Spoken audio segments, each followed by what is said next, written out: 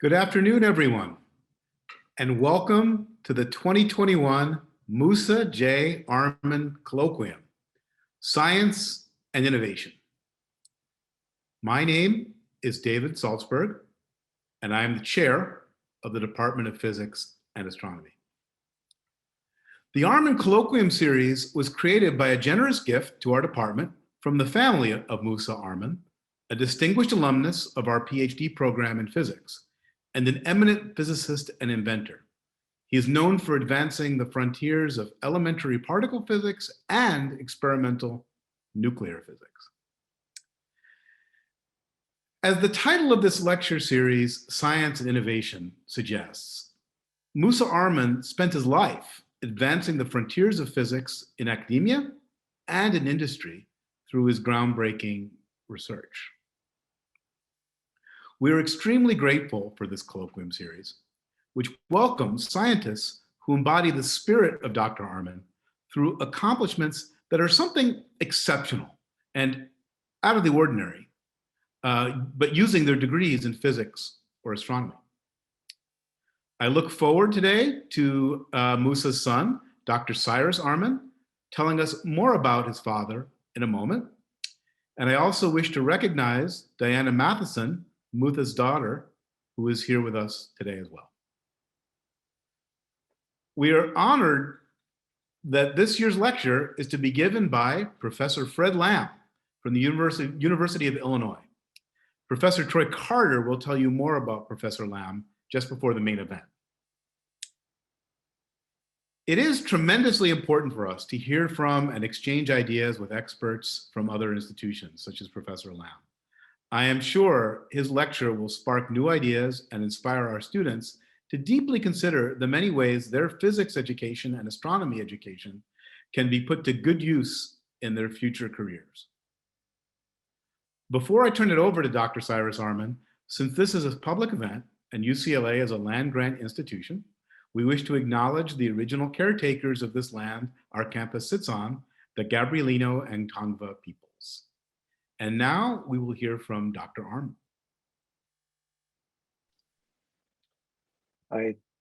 Thank you, everyone, and thank you for the kind introduction. I will try to keep this brief because I know we're all excited to hear about Dr. Lamb's work. I just wanted to say thank you to UCLA and in particular to the Department of Physics for putting on what is now, I believe, our 8th or 9th colloquia, continuing to bring in fantastic speakers and for really actually, I think, pushing the boundaries even of what we were hoping that the series would bring in. And we think not only are they living up to the promise of what we wanted to do with the series, but going beyond it. So thank you to the department, thank you to the dean, and also wanted to say thank you to Amber for, as always, being our liaison with the department and for always being present for us. So again, I'm looking forward to the discussion today, and that's all I have to say. I don't know, Diana, if you have any words you'd like to add. I think that was great. Thanks so much, Cyrus.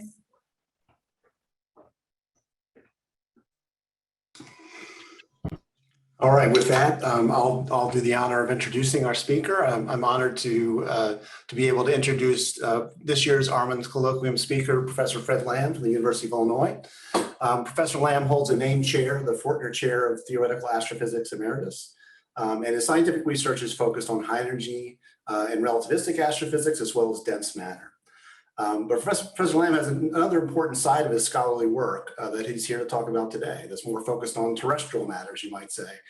He's a core faculty member in the Arms Control and Domestic and International Security Program at University of Illinois. And that's because he has expertise in space policy, ballistic missiles and defense, as well as technical aspects of nuclear test bans. So he's brought that expertise to bear as a consultant for DoD, national laboratories, and congressional committees. Importantly, he has led or helped to lead important APS studies in this area, specifically co-chairing the 2003 APS study of boost phase missile defense, and is currently chairing an APS study of missile defense and national security. So before I ask you to help me welcome Professor Lamb with your virtual applause, I wanted to just talk a little bit about the format for today.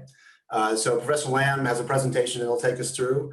He's asking that we hold questions until there's a planned pause within the talk. We'll break and answer questions. However, if there are clarifying questions you want to raise, please put them in the chat, and I can stop and ask him to address it. After the talk is finished, there'll be another set of questions. And at the end of the colloquium, Professor Lamb's going to stay on for another period of time, maybe another hour, to talk to people that are interested about the Physicists Coalition for Nuclear Threat Reduction. And so those that are interested are all welcome to stay on this Zoom call to have that conversation after a short break. And with that, I'll pass it on to Professor Lamb. Please join me in welcoming him with your virtual Zoom applause. So thank you very much, Professor Lamb, and please go ahead and take over. Okay, thank you very much, Troy. So let me share my screen.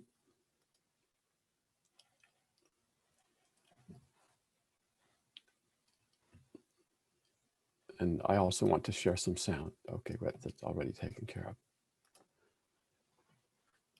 Well, good afternoon to everyone. And thank you, Troy, for such a kind and generous introduction. I'm deeply grateful for this opportunity to give the colloquium honoring Dr. Moossa Arman. I think our topic today is very appropriate because, like Dr. Arman's career, it involves both fundamental science and its practical application in the wider world. As we've heard, Dr. Arman not only made important contributions to nuclear physics, he was also a pioneer in developing high-power microwave sources and then applying them in aerospace, medicine, and industry.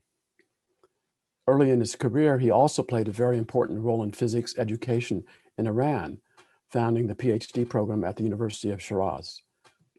This lecture is also part of an educational effort by a coalition of physicists who seek to engage and inform students and colleagues about the growing danger of nuclear weapons and then work together to reduce that danger.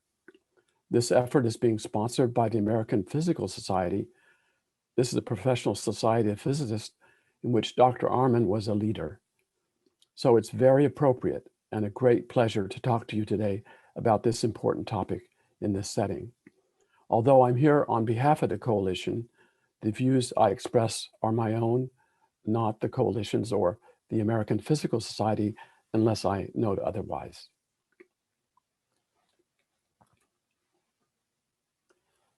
Let me begin by telling you why I'm here and talking about nuclear weapons today.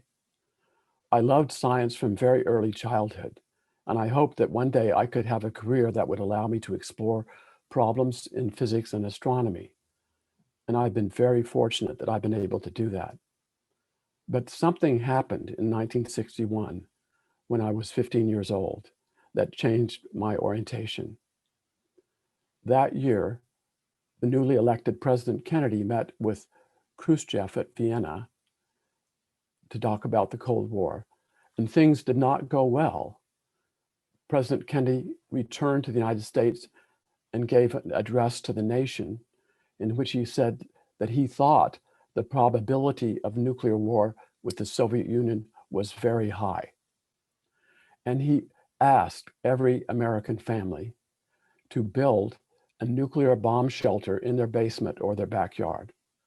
And plans for such shelters were handed out in every town hall, in every public library, in every school. And also models of these shelters were displayed so people could see what was meant to be. And this photograph on the right shows one at the California State Fair that year. My parents didn't know what to think. They called me in and they said, "Fred, we don't know anything about physics. We don't really understand what this is all about. The president says we should build a bomb shelter. Does this make any sense? What should we do?" And so they said, "Could you look into it? You know physics, and maybe you can advise us." So I agreed. And the next 3 nights I spent in the public library looking at fundamental sources on the effects of nuclear explosions and unexpected effects of nuclear war. I didn't sleep very well those nights. I remember the third night, I closed the book and I said, I've seen enough. So I went home and talked to my parents. I said, Mom and Dad, we have to talk.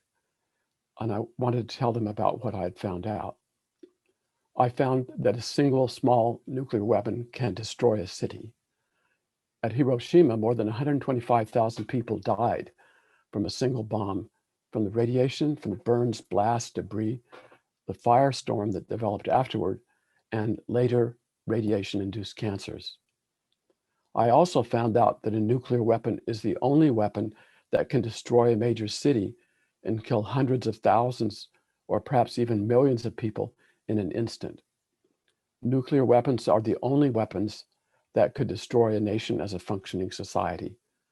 And nothing can be done ahead of time or afterward to significantly reduce the death and destruction caused by a nuclear explosion.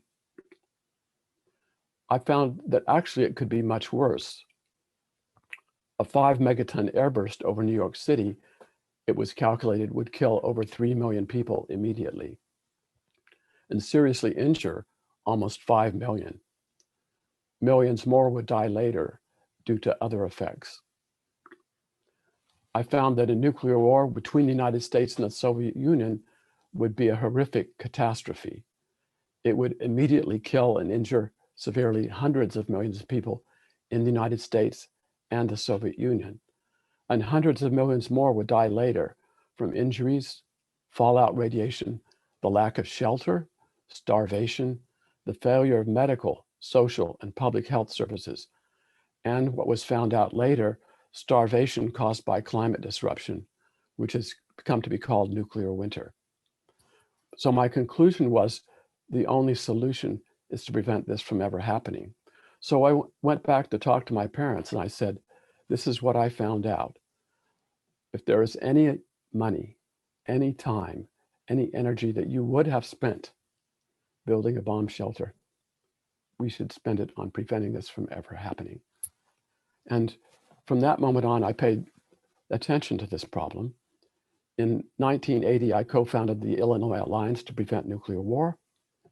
In 1981, I created a course, a physics course at the University of Illinois called Nuclear Weapons, Nuclear War, and Arms Control, which is still taught today.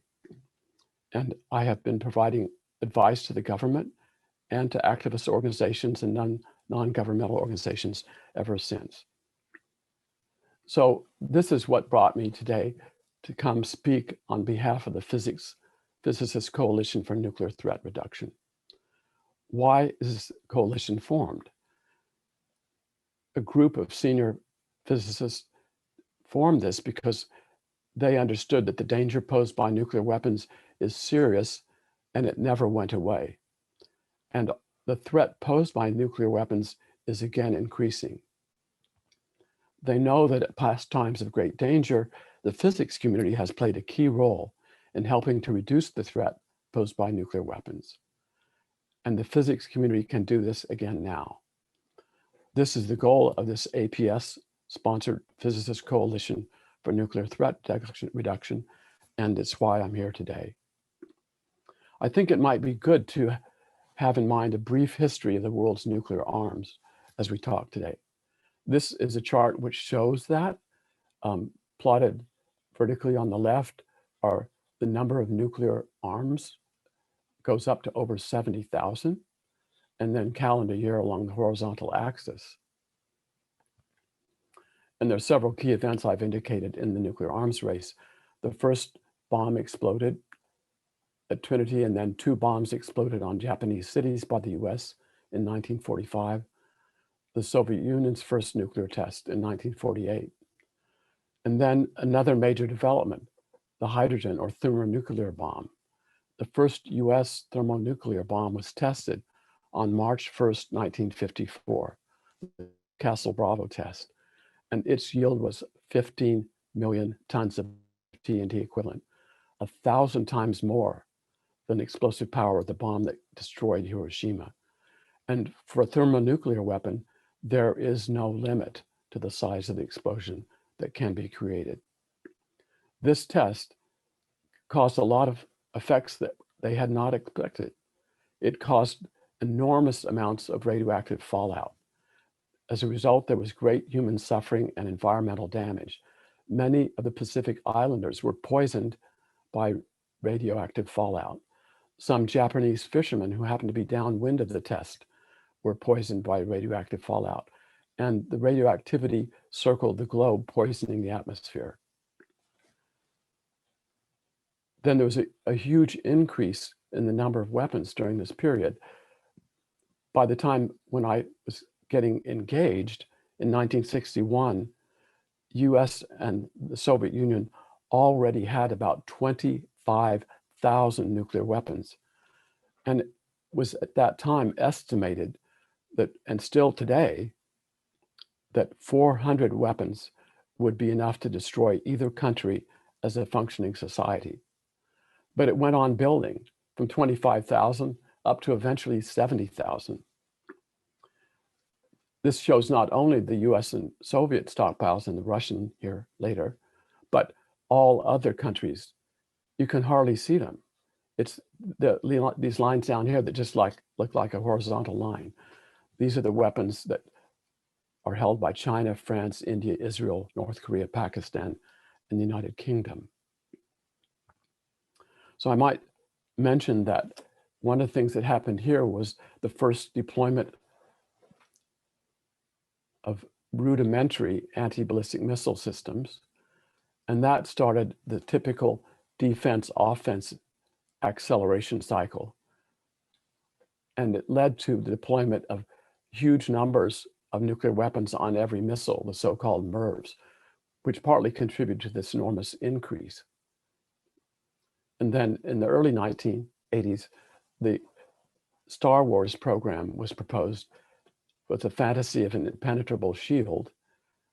Of course, that's not sensible and didn't come to anything, but it did get in the way of getting agreements to reduce the offensive armaments. But then in 1986, when Gorbachev became the head of the Soviet Union, he and Reagan shared a very important understanding of how horrible nuclear war would be. And both of them said, and as President Reagan said himself, a nuclear war can never be won and must never be fought. And as a result of recognizing this and having the two of them who had this understanding, they worked together. And the very first treaty that actually reduced the number of nuclear weapons, the Intermediate Nuclear Forces Treaty, was signed. And then there were some other reductions. I'll speak about this in just a minute. But I want to ask this question: why did this happen? I told you that 400 weapons would destroy a country, yet they went on building and building and building up to 70,000. I think it's important to understand why this happened, because only by that understanding can we figure out how to reverse it and make sure it never happens again. I remember that during the first years I was teaching the nuclear weapons course, people were too terrified.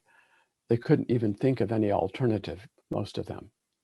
I remember the day in 1970s when one of the students in my class asked me, she said, looking at this kind of chart, she said, "But Professor Lamb, this is insane." And I said to her, "Sarah, you're right. It is insane. And let's talk about why it happened."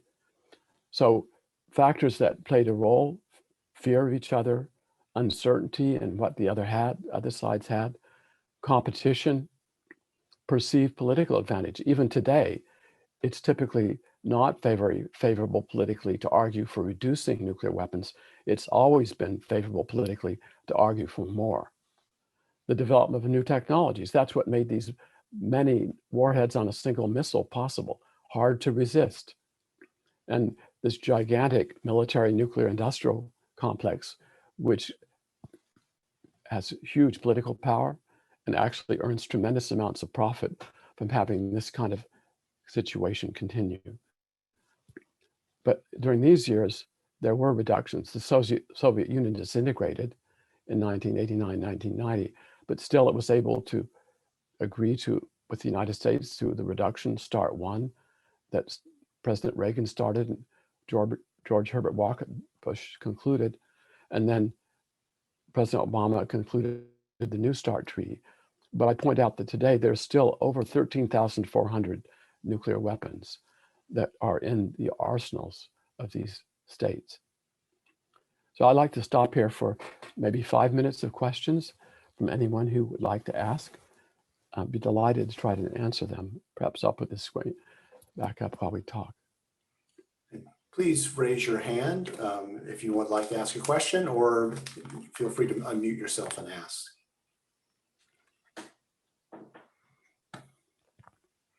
Anshul, go ahead. Hi, Dr. Lamb. I was wondering, what's the likelihood? You know, you've been talking about sort of the nuclear arsenals that and the potential of nuclear war. What's the possibility of having a accident on home soil? Do you mean a nuclear accident on the U.S. by a nuclear device the U.S. has? Yes. Yes, that is always a possibility, and great efforts made to try to prevent that from ever happening. But historically, that hasn't prevented it from happening in various places. In North Carolina, in Greenland, off Spain, in many places, there have been very serious nuclear accidents. In some cases, by only very good luck, did it not result in nuclear explosions. And there have been some missiles that nearly were launched accidentally. So that is definitely something to be concerned about. And personally, I'm more concerned now because actually the missiles, land-based missiles in particular, are a dead end for anyone pretty much in the military, because the military realizes that pretty much it's not ever going to get permission to use these weapons. And so only officers who are not very ambitious will tend to go into those, and people get very sloppy. We've had a lot of accidents to do with those and with bombers in recent years. So I think that is a factor to consider. Claudio, please.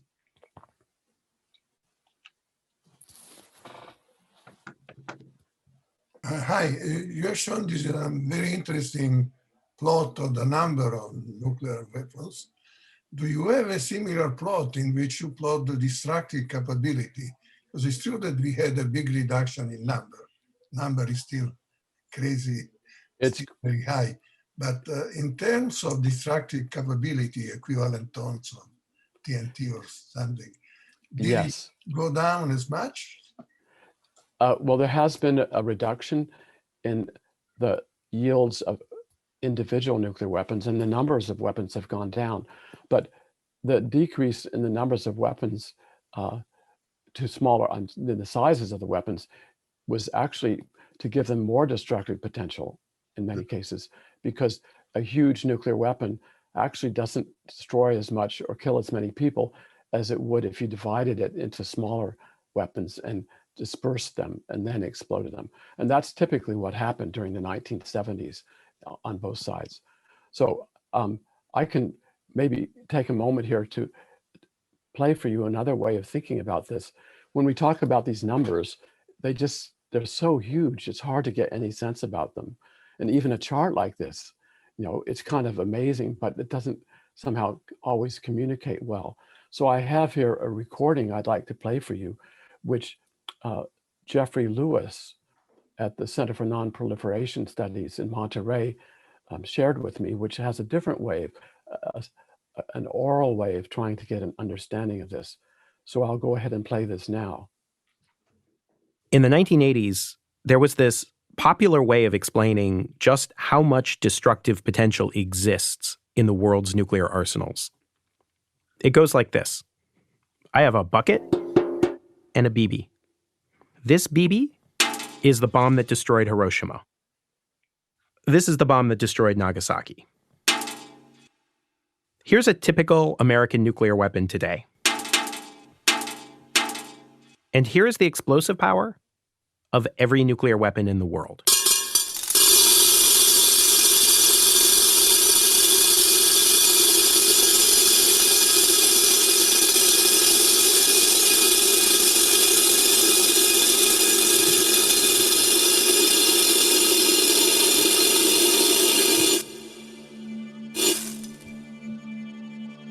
It is totally bizarre to live amidst enough firepower to kill every person on Earth and not even think twice about it. We spend billions of dollars a year in the United States planning and preparing to fight a nuclear war on a few moments' notice. So do 8 other countries. So I hope that maybe gave you an answer to my answer to your question. Did that help?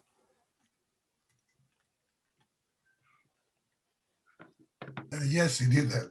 Thank you. Yes. Hunter, please go ahead. Hi. I was just wondering, so we have this number here, 14,410. I was wondering, how accurate do you think that number is? Like, would countries like hold out on giving this data? Do you think there are possibly more? And if so, is it like significantly more? I mean, this number's already so big, as you just mentioned. It doesn't, I guess, really matter if it's over this much, but just as a... Well, yes, that's a very good question. Actually, it's very accurately known. And the reasons why it's accurately known, we have a tremendous amount of agreements, for example, with Russia, where we share information about our arsenals. And so really down to details. I mean, we get to ask to go on board a Soviet ballistic missile submarine on a prompt inspection, and they have to open up the cylinders where the missile is stored, and they have to take off the shroud and show us how many warheads there are on that missile. And we can do, such an unexpected inspection at any time. And this is part of the benefits of something like New START. They can do that with us. So it reduces the uncertainty, and we can verify that the restrictions by these agreements are being obeyed. And for the other countries, there are some where we have only rough estimates. Obviously, with North Korea, estimates range between, say, 30 and 60, but they're very small by comparison, very important. But the other countries, so these countries like India, Israel, North Korea, and Pakistan, it's somewhat uncertain, but really not by much. And they have such a small contribution to the overall. Important, but very small. Okay, thank you. Along those lines, is the danger more from Russia and the United States, or is it from all those other countries at the bottom of the chart here? Yes, that's a great question. And actually, I'll talk about that a little bit more. I'll mention that. But I think they're both dangers, because as I'll show you, there have been so many close calls with the US and the Soviet Union, and now Russia, even in recent years.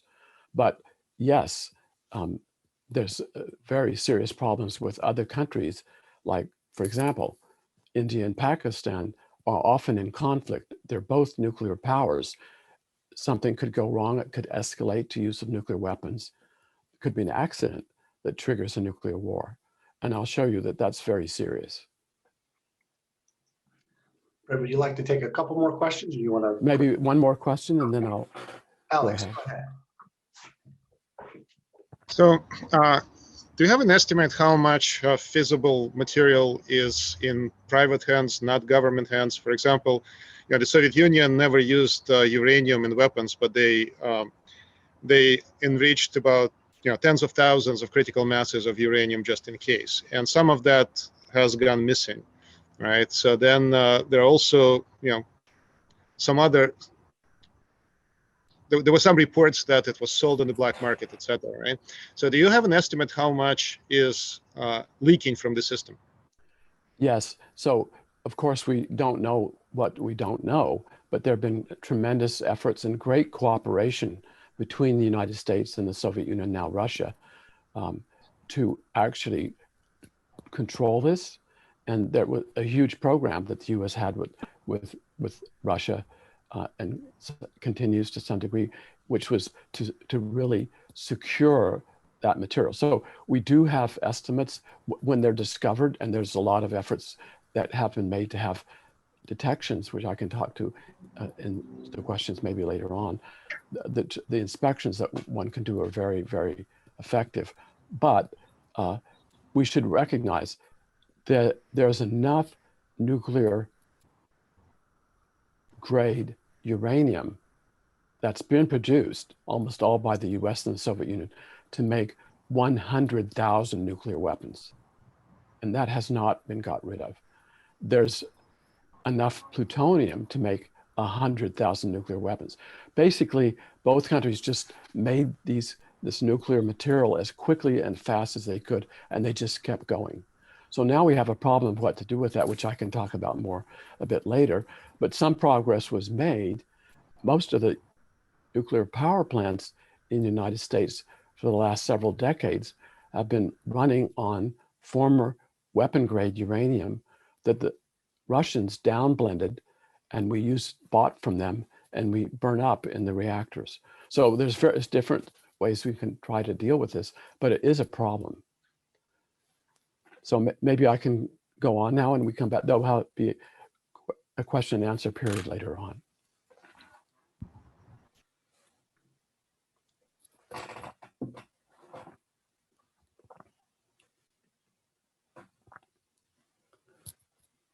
So currently, there are 9 nations that have these 13,400 nuclear weapons. And as I indicated, and this bar chart also shows, you can see now that more in detail, the estimates. So the United States and Russia just totally overwhelm in numbers, even China, or even if you add all these together, this is where the nuclear weapons are. But we have fairly accurate numbers for these countries, North Korea, not so much, but they're all relatively small. This NWS means states that were grandfathered in to the Non-Proliferation Treaty because they already had nuclear weapons and they're permitted to have them, but they promised to disarm it. You can see from this graph that that has not happened, and that's a serious problem. These non-nuclear weapon states are ones that never agreed to sign the treaty and went ahead and developed nuclear weapons on their own. Israel first, then India, then Pakistan, and then North Korea. Let me talk for a moment about some of the effects of a nuclear war. This map shows the radioactive fallout calculated for an attack by Russia only on the missile silos and bomber bases of the United States, and a very limited attack at that. And this is a map that was produced by FEMA. And you can see that although the attacks are on bomber bases over here in the West and in Texas and the South, the missile bases in the northern Great Plains, the westerly winds carry the murderous fallout all across the Midwest and even across the East Coast. And the red parts show where people would be killed. People have calculated the effects the best they can of a US-Russia nuclear war. And the numbers I'll give you here are for the arsenals that the two countries had in 2012. They've been reduced by 25% today because of New START, but not a huge reduction. And the assumption is that they were only targeted on industry, not on cities or population. In the US, such an attack would immediately kill 60 million people and seriously injure an additional 40 million. In Russia, such an attack would immediately kill 50 million people and seriously injure an additional 20 million. The injured many of them would die later. But more than that, many tens of millions more would die around the world from the effects of injuries, fallout radiation, lack of shelter, starvation, failure of medical, social, and public health services, and climate disruption. So I'll come back to the climate disruption in a moment. But I also want to talk about even a so-called small nuclear war between India and Pakistan with only 25 small weapons on each side. And again, this calculation assumes they were targeted only on industry. These calculations show that such a war would immediately kill 20 million people, but also even this war would end up blocking 7 to 10% of the sunlight reaching the Earth's surface for a decade. Tens of millions more would die later from the effects of injuries, fallout radiation, lack of shelter, starvation, the failure of medical, social, and public health services, and climate disruption. So let me talk for a bit more about the climate disruption. This chart shows the results of a calculation that considered two wars, the India-Pakistan war that I just talked about here. And what causes this climate disruption is the lofting of teragrams of soot into the atmosphere, which blocks sunlight. And this reduces the rainfall, that's shown here on the left. It also reduces the temperature at the Earth's surface, as shown on the right. And this small India-Pakistan war, localized to that part, to South Asia, would reduce the rainfall around the world by about 10%, and it would reduce the temperature by almost 2 degrees centigrade. And for comparison, the little ice age in the early 19th century, caused by volcanic eruption, we think, lowered the temperature here. In that event, crops failed throughout the Northern Hemisphere, and snow fell in the Midwest and in Ukraine in July. And what we're talking about is an India-Pakistan war causing a reduction almost twice as much. The war I talked about between the US and Russia would reduce precipitation by almost 50% and would reduce the temperature by about 8 degrees centigrade.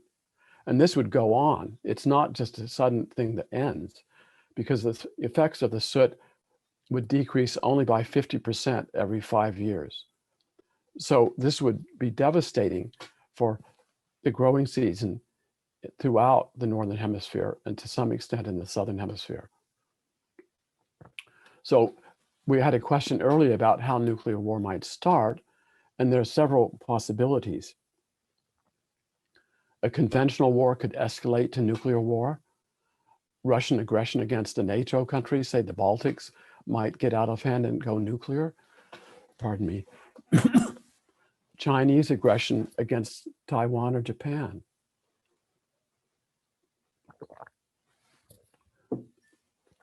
North Korean attacks on South Korea or Japan. A war between India and Pakistan. All of these could start out conventional, but then escalate. And wars involving Israel. Also, it could happen because of accidental, inadvertent, or unauthorized use of nuclear weapons. We could have an accidental detonation, a false warning, or a rogue officer that launches an attack. Nuclear terrorism using stolen weapons or materials could itself be deadly, but probably fairly limited, but it might be misunderstood as an attack by another country and trigger a nuclear war between two states. And in addition, the nuclear arms competition itself is actually a very negative impact. It erodes stability and also causes unnecessary expenditures that prevent us from addressing other important social needs in our countries. The risk of catastrophe, I think, is real. There have been dozens of incidents during the Cold War and since that could have led to a US-Russia nuclear war. And I've listed 24 here. The ones in bold, I think, were the most serious. I don't have time to go over them, but I'd be happy to talk about this more later. I think President Kennedy, way back in 1961, captured this risk. He said, "Every man, woman, and child lives under a nuclear sword of Damocles, hanging by the slenderest of threads, capable of being cut at any moment, by accident or miscalculation or by madness. The weapons of war must be abolished before they abolish us." And the concerns of the Physicists Coalition is that, as I'll explain, it seems the danger is again growing. There have been some positive developments. The New START Treaty, first signed in 2010 and just barely renewed before it expired this last February between the US and Russia. The treaty prohibiting nuclear weapons, which entered into force this January. It's now been ratified by 54 states parties, and it binds those parties and only those, but makes the nuclear weapons prohibited and tremendously restrains the ability of those states to have anything like nuclear weapons. But the nature of nuclear war looks like it's actually growing. And it's for many of the same reasons that a nuclear arms race developed during the Cold War. Fear, uncertainty, commercial and institutional interests, development of new technologies, ideology, and perceived political advantage. For all these reasons, we are now slipping into a dangerous new nuclear arms race. Why do I say that? Thousands of nuclear weapons in the United States and Russia remain on hair trigger alert. The arms control regime that was constructed with enormous effort over the last 50 years is now unraveling. Nuclear weapons are gradually proliferating, and this is something someone asked me earlier, among nations that have multipolar, unstable adversarial relationships. And there are new dangers: the possibility of cyber attacks on nuclear command and control, the construction and explosion of nuclear bombs by non-state actors. The past efforts to reduce the nuclear threat have been discarded, and spending on new nuclear weapons is surging. And that's kind of illustrated on this slide. The US itself has withdrawn from 4 major treaties in the last period. Very seriously, the ABM Treaty, to build a missile defense system that doesn't work, but it fires and drives the offense-defensive cycle of competition. The Iran nuclear deal, the Intermediate Nuclear Forces Treaty, the Open Science Treaty. I think the bright spot I already mentioned was the extension of New START, but only to 2016.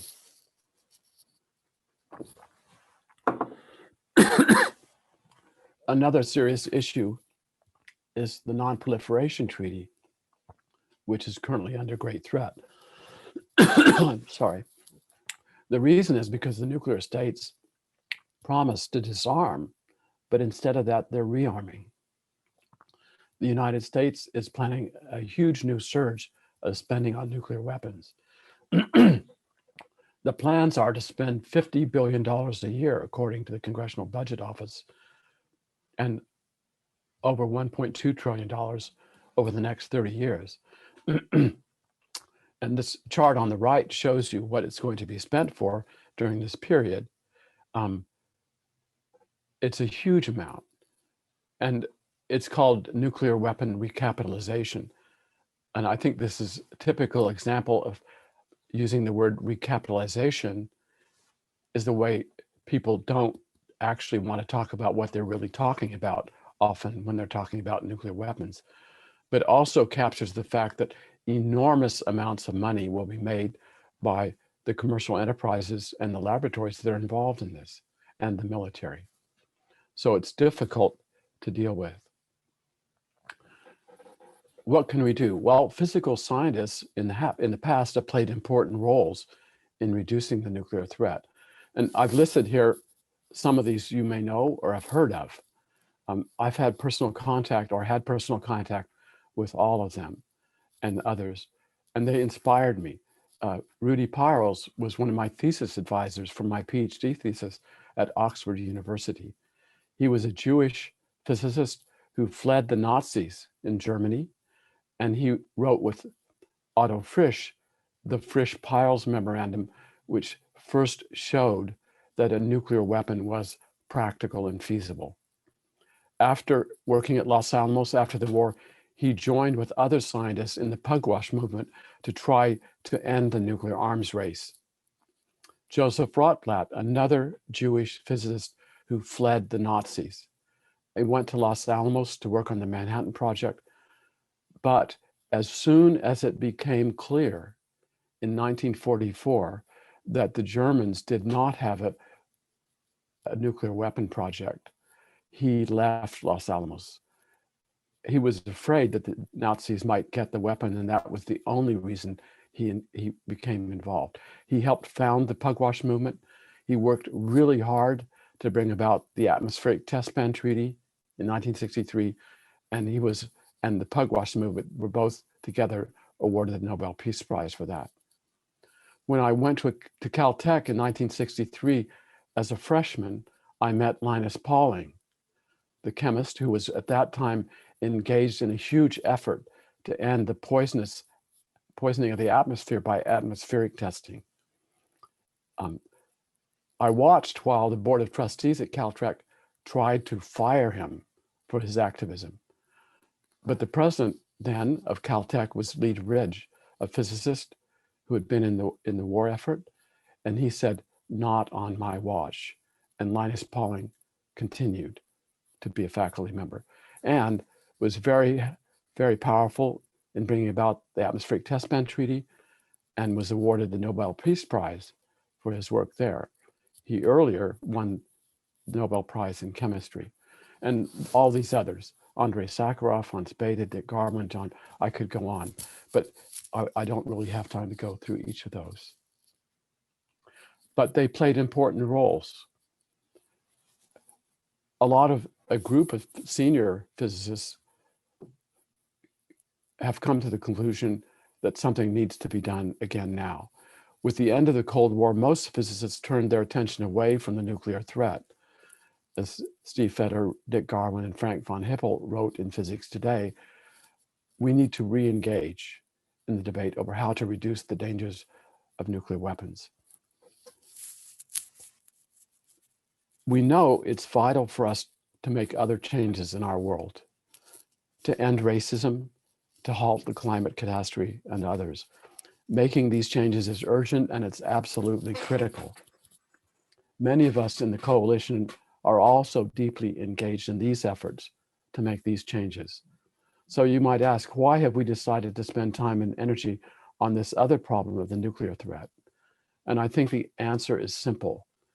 Nuclear war would destroy our country and possibly civilization and end all these other efforts. So in my view, it's not really a question of doing this or that. It's got to be doing both this and that.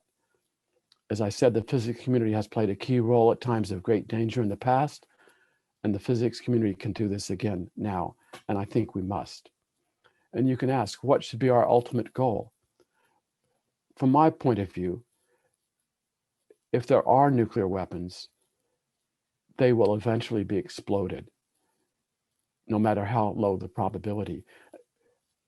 The question really is, can a system that's created and managed by humans perform perfectly forever? And I think the question answers itself. I think President Reagan was completely right when he said the only solution is to banish nuclear weapons from the face of the earth. So I invite you to join me and the hundreds of other physical science and engineering students, faculty, and professionals who have already joined our Coalition for Nuclear Threat Reduction. So I'm delighted to take questions now, but please, those of you who might be interested, stay on the call afterwards and we can talk more about the coalition and I can answer even more questions. Thanks very much. Thank you very much, Fred. That was an excellent presentation. Before questions, David, did we want to do the presentation prior to taking additional questions, or? Maybe that's a good idea. It's out of the order we planned, but since we already had some questions and since some people might start to peel off, why don't we do that? Okay. So we'll proceed that way. So before we conclude the formal colloquium portion of this event and go back to some Q&A, and then after that, we'll go to some internal discussion without the recording with students and faculty. We would like to present Dr. Lam with UCLA's Moossa J. Arman Award for Innovation in Physics. Since the start of the Arman Colloquium series, we have had the pleasure of hosting and recognizing scientific leaders. I won't list them all, but such as Stuart Parkin from the IBM Almaden Research Center, Margaret Murnane from the University of Colorado, Uwe Bergman from Stanford Pulse Institute and SLAC, Terence Sajowski, the Francis Crick Chair and the Salk Institute for Biological Studies, and Distinguished Professor at UCSD, and President of the Neural Information Processing Systems Foundation. After that mouthful, let me just say we are pleased that we have added Dr. Lam's name to this distinguished honor roll, which you can also find on our webpage. His accomplishments have had a great impact on the field of physics, have been especially significant to our faculty. So normally we would have handed this award to Dr. Lamb, but considering the remote aspects of this year's event, we have shipped it to him in the advance of this program. And there, thank you for holding it up to the camera. Yes. Again, applause. That was it. Thank you all so much for this honor. I'm deeply grateful for it. And I think it also is wonderful to honor Dr. Moossa Arman for this accomplishments that he has made in this way. So thank you all very much. Fabulous. Thank you for this great, wonderfully prepared and compelling and scary talk. What I propose, Troy, now is that maybe you take 3 or 4 formal questions and then we will stop the recording and then we go to the informal question that's sort of equivalent to a wine and cheese. And then also to follow up on joining the coalition that Professor Lamb talked about. So I'll hand it back to you. All right, with that, I see a couple of hands up already. Mike, please go ahead. Yes, I'm very interested in using some of your slides in my introductory classes. Is there a way to get a hold of those slides? I feel that the risk of nuclear war, we worry about climate change a lot, but we should worry more about nuclear war.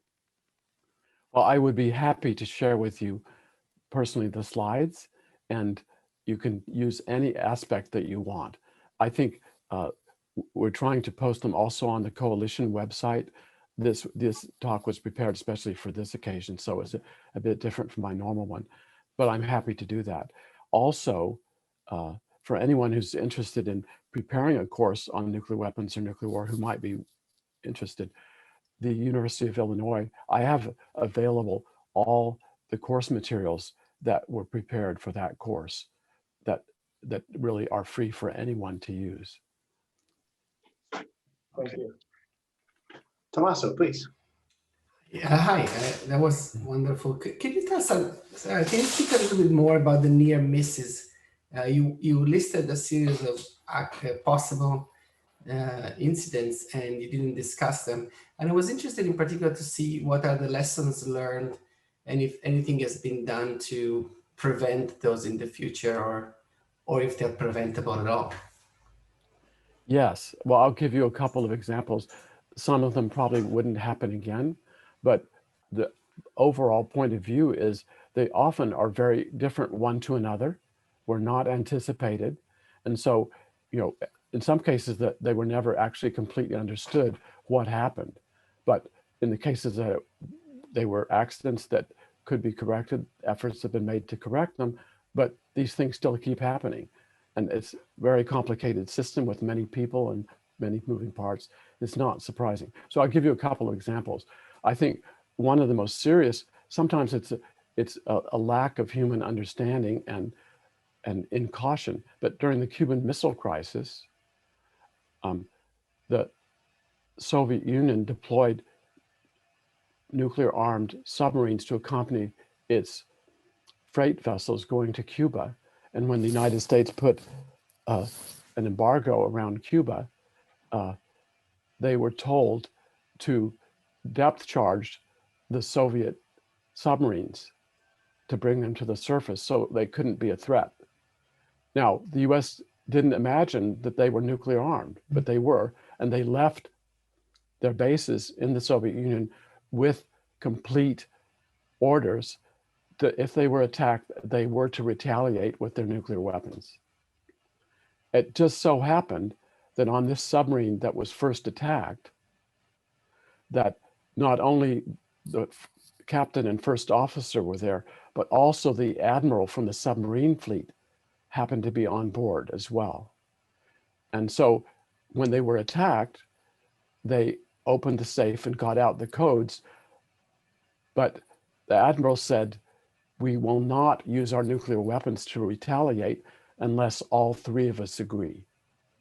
And the other 2 said, we should do it. And the admiral said no. So it didn't happen. The submarine was driven to the surface. When they returned to the Soviet Union, they were all court-martialed, of course. and the admiral was severely punished. That's the, it could have easily gone a different way. Another example, during the Cuban Missile Crisis,